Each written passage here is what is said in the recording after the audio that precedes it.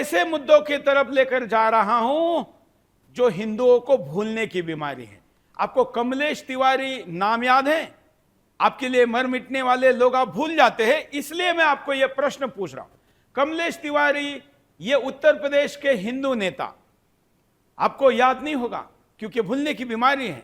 हिंदुओं पर कुछ तो दिमाग में जरूर चल रहा होगा। नहीं, आपको याद नहीं है तो ये देखिए, एक दुबला पतला भगवा वस्त्र पहनने वाला यह हिंदू कार्यकर्ता जिसने गुस्ताखे नबी बोलकर, जिन पर जानलेवा हमले करके और पूरे उत्तर प्रदेश में लाखों के मोर्चे निकालकर जिनका सर काटकर लाने के लिए इनाम रखा गया था। मामला 2019 का है, जगह थी लखनऊ। ये आपको अगर याद नहीं होगा, मुस्लिम बहुल अमीनाबाद हत्या के बाद कातिलों ने हिंदू नाम रखकर भगवा वस्त्र पहने थे और मिठाई लेकर मिलने गए थे, पीठ पर वार करने की परंपरा को जारी रखा था। ठीक वही हरकत जो मुगलों ने अपने बाप दादाओं के साथ भी की, या छत्रपति शिवाजी महाराज को मिलने जाते थे, राजाओं को मिलने जाते थे, तब भी करते थे। पुलिस केस हुए, कई गिरफ्तारियां हुई, ऐसा लग रहा था कि जल्दी ही हत्यारों को फांसी हो जाएगी। हमने ही सबसे ज्यादा आवाज उठाया था। फांसी के फंदे पर झूलते हत्यारे देखने की प्रतीक्षा तो दूर, लेकिन अब उन सभी को धीरे धीरे करके जमानतें मिल रही है। सब जेल के बाहर आ रहे हैं, मौज कर रहे हैं और डींगे हाँक रहे कि हमारा कोई कुछ बिगाड़ नहीं पाया। अब बताइए, अगर न्याय व्यवस्था ऐसी रहेगी, इतने सबूत होने के बाद, सीसीटीवी के होने के बाद, कबूल करने के बाद, तो फिर न्याय हाथ में लेकर मांगना पड़ेगा क्या? यह मुझे सरकार और न्याय तंत्र को प्रश्न पूछना है। सोचिए, जहां न्याय की उम्मीद दादा लगा के बैठे हैं, पोते के समय आता है लेकिन न्याय नहीं मिलता है। हत्यारों को फांसी मिलना तो दूर, आज कमलेश तिवारी का ही परिवार अपनी जान बचाने के लिए परेशान है। इस्लामिक संस्थाएं कातिलों की जबरदस्त पैरवी अदालतों में लाखों करोड़ों रुपए देकर कर रही है। इस पैरवी का असर है कि अधिकतर हत्यारे छूट चुके, थोड़े बहुत लोग जेल में अभी कुछ बचे हैं, वो भी जमानत पर अब आने ही वाले हैं। और इसलिए हमने आज का ये बिंदास बोल करने का तय किया है। उधर से तो मजहबी काफिला, इधर से तो अकेली महिला, और इसलिए हम उनके साथ बात करते हैं, उनसे समझते हैं कि वो क्या कहना चाहती है। कमलेश तिवारी जी की पत्नी हमारे साथ जुड़ी है और उनसे बात करते हैं। बोलिए, क्या बताएगी आप? पूरी घटना की जानकारी हिंदुस्तान को और हिंदुओं को हमने याद दिलाई है।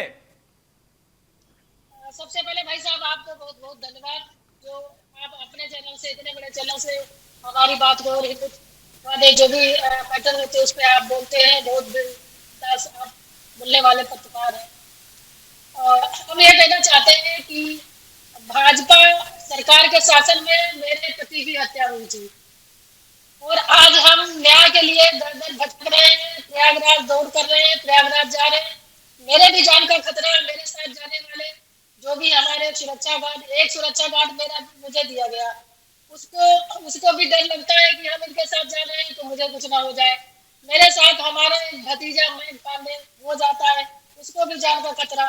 तो हम ये कहना चाहते हैं कि भाजपा के शासन में हमारे पति की हत्या हुई थी। मुझे तो ये लगता था कि मुझे न्याय मिलेगा, लेकिन न्याय के लिए अगर इस तरीके से मुझे भटकना पड़ रहा है, इससे दुर्भाग्य की बात और हम क्या कह सकते हैं। और दिल्ली सुप्रीम कोर्ट से मेरा केस ट्रांसफर प्रयागराज हो गया, जबकि सरकारी वकील मौजूद था। सरकारी वकील सिर्फ पैसा लेता है और वहां पे कुछ भी जवाब नहीं देता है। आपके वकील भी हमारे साथ है, मैं जरा उनके पास भी चलता हूं। प्रदीप कुमार पांडे जी, प्रदीप जी जरा बताइए क्या हो रहा है? जी नमस्कार। हाँ, इसमें 13 आरोपी थे। कमलेश जी की हत्या में 13 आरोपी थे। जो मुख्य आरोपी हैं वो तो अभी तक फरार चल रहे हैं, अभी तक उनको पकड़ा नहीं गया है। लेकिन 5 लोगों की बेल इसमें हो चुकी है और एक बेल जो मुख्य आरोपी हैं अशफाक हुसैन, उनकी बेल पड़ी हुई है अभी, जो जुलाई में अभी उसकी डेट लगी हुई है।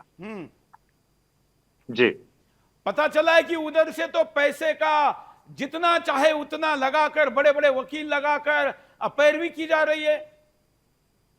जी जी, बिल्कुल बिल्कुल बिल्कुल। और मैं भी आपको बता दूं कि मैं भी ये केस निःशुल्क लड़ रहा हूं, क्योंकि तिवारी जी से मतलब मुझे भी ये है कि न्याय इसीलिए इनको हमने मिलना आपको चाहिए। जोड़ा है, पैसे इसीलिए हमने आपको जोड़ा है। जी लेकिन उधर से तो पैसे बहाए जा रहे हैं, जी और बाहर जा रहे हैं, बिल्कुल न्यायपालिका आप सही कह आजकल रहे हैं। पैसे के प्रभाव में कितनी रहती है सब जानते हैं। बोलिए बोलिए। जी, न्यायपालिका पे मैं कोई टिप्पणी नहीं करना चाहूंगा, लेकिन मैं ये जरूर कहूंगा कि उधर से पैरवी काफी तगड़ी है। किरण जी, आप बाकी अभी परिवार की क्या स्थिति है, आप लोग कुछ उसके बारे में भी बताइए, लोग जानना चाहते हैं। मेरे परिवार की बहुत बुरी स्थिति है भाई साहब। किस तरीके से हम अपने केस को हैंडल कर रहे हैं, क्योंकि सरकार की तरफ से जो मुझे 15 लाख रुपए की सहायता दी गई थी, वो तो हम आज तक कोर्ट केस में लगा दिए दौड़ दौड़ के।